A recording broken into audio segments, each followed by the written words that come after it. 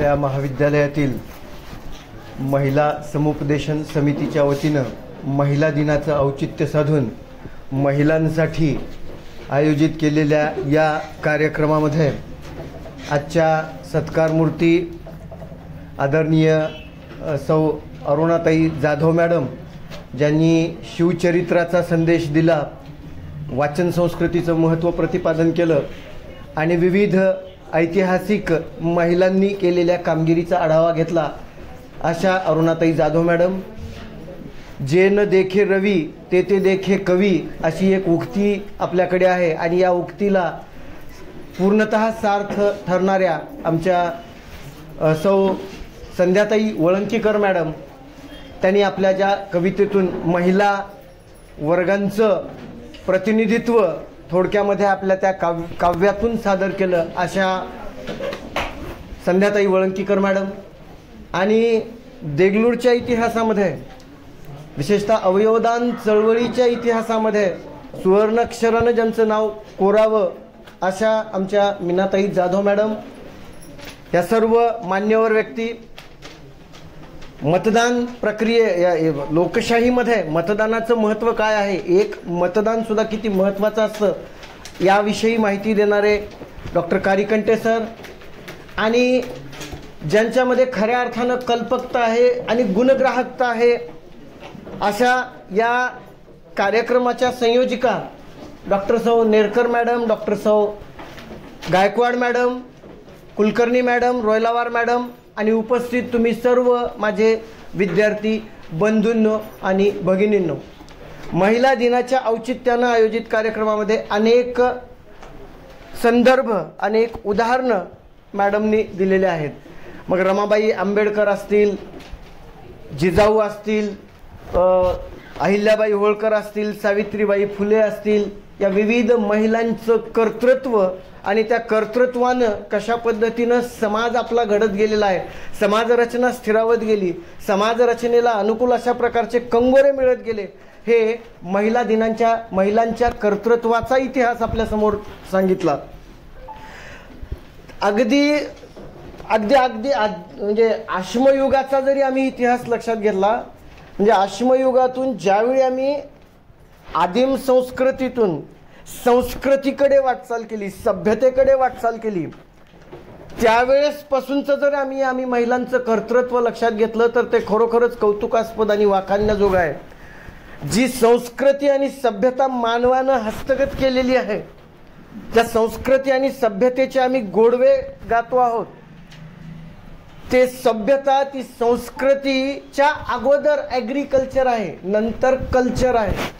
ॲग्रिकल्चरमधून culture विकसित झालेलं आहे आणि या ॲग्रिकल्चरचा म्हणजे शेतीचा शोध कोणी लावला आहे माहिती आहे? महिला वर्गांनी लावलेला आहे. म्हणजे तिथपासूनचा इतिहास जर आम्ही लक्षात घेतला तर महिला वर्गांचं समाजाच्या उभारणीमध्ये, राष्ट्राच्या उभारणीमध्ये, देशाच्या उभारणीमध्ये, देशाच्या इतिहासामध्ये अतिशय महत्त्वाचं स्थान असतं, हे आम्ही लक्षात घेतलं पाहिजे. आणि त्या संदर्भातले अनेक दाखले, अनेक मतं इथं आपल्यासमोर व्यक्त केलेली आहेत. इथं आत्ताच सांगितल्याप्रमाणे इथं जे तुम्ही भित्तीपत्रक तयार केलेली आहेत, मग फातिमा शेख असतील, सिंधुताई सपकाळ असतील, जिजाऊ असतील, आणि आत्ता उल्लेख केल्याप्रमाणे रमाबाई आंबेडकर असतील, या सर्वांचा उहापोह झाला. त्याच्यामध्ये मी आणखीन एक ॲडिशनल नाव करतो की आनंदीबाई जोशी, नाव ऐकू ना, कोण आहेत? पहिल्या महिला डॉक्टर, ज्यांनी ज्या काळामध्ये समुद्र पर्यटन निषिद्ध मानलं जात होतं, त्या काळामध्ये फॉरेनमध्ये जाऊन, युरोपमध्ये जाऊन वैद्यकीय शिक्षण घेतलं. म्हणजे परंपरेला जबरदस्त धक्के देऊन त्यांनी पुरोगामित्वाचा स्वीकार केला. जशा पद्धतीनं म्हणजे अंधश्रद्धेच्या विरोधी भूमिका जिजाऊनी घेतलेली होती, राष्ट्रमाता जिजाऊनी, अगदी त्याचीच पुनरावृत्ती, त्याच प्रकारचं हे एक आनंदीबाई जोशी यांचं काम आहे. आणखीन एक उदाहरण मला इथं सांगणं प्रस्तुत वाटतं मॅडम, की ज्यावेळी स्वातंत्र्यवीर विनायक दामोदर सावरकर 7/11च्या खोलीमध्ये अंदमानाच्या, जेव्हा त्याला 2 जन्मठेप काळे पाण्याची शिक्षा झाली, त्यावेळी अंदमानाच्या कोठरीमध्ये 7/11 म्हणजे इथून एवढी सुद्धा नसेल जागा, एवढ्या जागेमध्ये तब्बल 11 वर्ष त्यांनी तिथं राहिले आणि त्यावेळी इकडं त्यांचं कुटुंब सावरलं, त्यांच्या पत्नी यमुनाताई सावरकर. म्हणजे अशी ही अनेक उदाहरणं आहेत.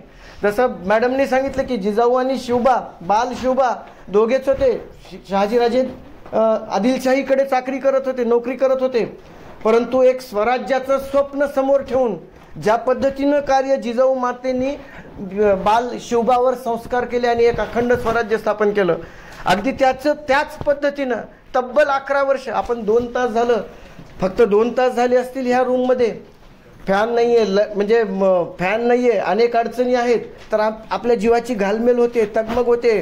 कधी संपवतील की कार्यक्रम, प्राचार्याला कशाला संधी दिली असं वाटू शकतं, अध्यक्षीय समारोप करायलाच पाहिजे का, कधी संपवतील की कधी जाईल की, अशी आपली अवस्था. तर त्या अशा आपल्या मानसिकतेत लक्षात घ्या की त्यावेळी 11 वर्ष त्यांनी जे वास्तव्य केलं आणि त्यावेळी कुटुंबाचं जे आधारस्तंभ बनून राहिल्या यमुनाताई सावरकर, अशी अनेक उदाहरणं, प्रचंड उदाहरणं की महिला ह्या शोषिक कशा आहेत, सहनशील कशा आहेत. आत्महत्येचं उदाहरण जाधव मॅडमने दिलं की पुरुष आत्महत्या करतात, परंतु आलेल्या परिस्थितीला सामोरं जाण्यासाठी जी शोषिकता ती महिला दाखवते, त्या कुटुंबावरचा आघात बाजूला सोडून ती महिला ज्या पद्धतीनं आपलं कुटुंब, आपली पुढची पिढी पुढे आणण्याचा प्रयत्न करते, तो खरोखरच अशा प्रकारचा म्हणजे खूप मोठ्या अशा प्रकारची कामगिरी महिला वर्गांमध्ये असते. कविता सादर करताना वळंकीकरताही म्हणाल्या की ती नकारात्मक नसतेच, 100% नकारात्मक नाहीच हो, परंतु काय झालंय त्या आपल्या दूरदर्शनवरच्या वेगवेगळ्या चॅनल्सवरची वेगवेगळी सिरियल्स आहेत ना, त्यांनी विनाकारण नकारात्मकता थोपवायला सुरुवात केलेली आहे. मला वाटतं याच्या विरोधात ही जिजाऊ ब्रिगेड असेल, म्हणजे इथं ह्याचा संबंध नाही आहे, परंतु ही जी निगेटिव्हिटी पसरवली चाललेली आहे सोशल मीडियाच्या माध्यमातून, दूरदर्शनच्या माध्यमातून, ती एकता कपूर स्वतः एक लेडीजच आहे, परंतु तिचे जर आम्ही सिरियलचे विषय बघितले वेगवेगळे, तर किती म्हणजे नकारात्मकता थोपवण्याचं काम करत आहेत. तर तसं नाही आहे. आमचा देश, आपल्या देशातल्या महिला ह्या खरोखरच खंबीर आहेत आणि त्या खंबीरतेला पूरक अशा प्रकारचंच म्हणजे महिला दिनाच्या निमित्तानं इथं मार्गदर्शन आपल्याला केलेलं आहे.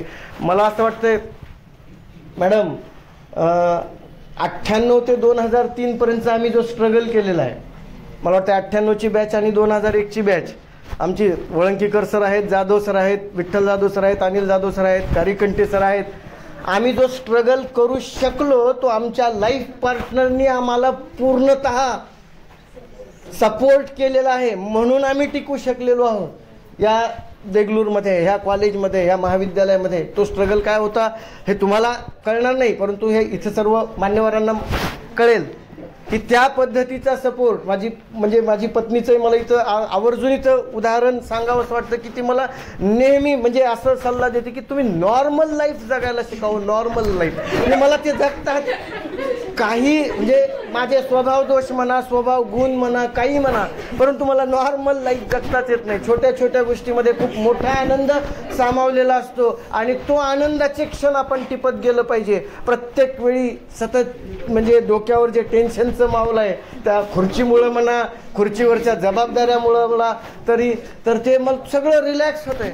तर अशा प्रकारचा आमच्या देशातल्या या महिलांचा इतिहास आहे. महिला वर्ग खरोखरच सपोर्टिंगला आहे, म्हणूनच सर्व ही व्यवस्था टिकून आहे, व्यवस्था व्यवस्थितपणे कार्यरत राहते. सरांनी सांगितलं की आता मुलाला बघायला चाललेले आहेत. त्याचं कारणही आम्ही समाज रचनेतले सर्व घटक आहोत. एका जनरेशनमध्ये मुलीचे वेळोवेळी गर्भपात करण्यात आले. बीडचं उदाहरण जे आपल्या मराठवाड्यातलं आहे की इल्लिगल पद्धतीनं अवैधरित्या मुलीचा गर्भपात ते तिथं केले जायचे. तर असल्या प्रकारामुळं एक जनरेशनमध्ये मुलींची संख्याच कमी झाली. आज व्हाईस वर्सा झाले.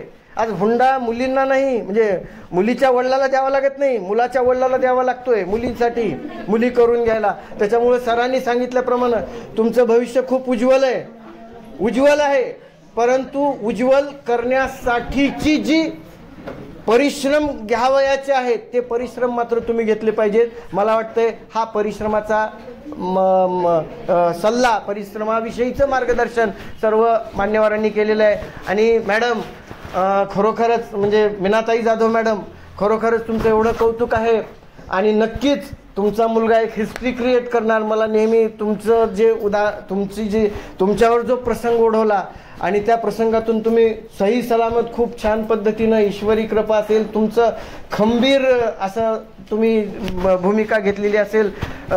तात्याराव लहानेचंही असंच झालेलं आहे. तात्याराव लहानेला त्यांच्या आईची किडनी दिलेली आहे आणि तात्याराव लहानेंनी अगदी विश्वविख्यात अशा प्रकारचे ते डॉक्टर बनलेले आहेत. त्याच्यामुळं तुमचा मुलगा सुद्धा नक्की हिस्ट्री क्रिएट करणार, मला ठाम विश्वास आहे. हां, नक्कीच. त्याच्यामुळं खूप छान. आणि आम्ही सर्व म्हणजे प्रत्यक्ष अप्रत्यक्ष आपल्या त्यावेळी त्या संकटामध्ये सहभागी होतो. आमचं फॅमिलीच आहे. वैकुंठवासी धुंडा महाराज देगलूरकर महाविद्यालय हे आम्ही कुटुंबच समजतो. त्याच्यामुळे सर्व सदस्य आपल्या ह्याच्यामध्ये प्रत्यक्ष आम्ही भेट घेऊ शकलो नसतो त्यावेळी, परंतु आम्ही खरोखरच अगदी हृदयपूर्वक आम्ही त्या तुमच्या संकटात सर्व आम्ही सहभागी होतो. असो तर या ठिकाणी इथं मला अध्यक्षीय समारोप करण्याची संधी महिला वर्गांनी दिली, त्याबद्दल मी महिला प्रतिनिधींचे, सर्व आमच्या कल्पकता, गुणग्राहकता आणि तुम्ही म्हटल्याप्रमाणे ज्ञान, भक्ती आणि काय कर्म याचा संयोग असा या त्रिमूर्तीमध्ये जो आहे तो खरोखरच खूप छान अशा प्रकारचा उपक्रम. म्हणजे आज आश्चर्य मलाच वाटायले, 4:15 वाजले तरी एवढा विद्यार्थी आहेत, विद्यार्थिनी आहेत. ह्याचं श्रेय या संयोजकांना देतो मी, संयोजकाच्या टीमला.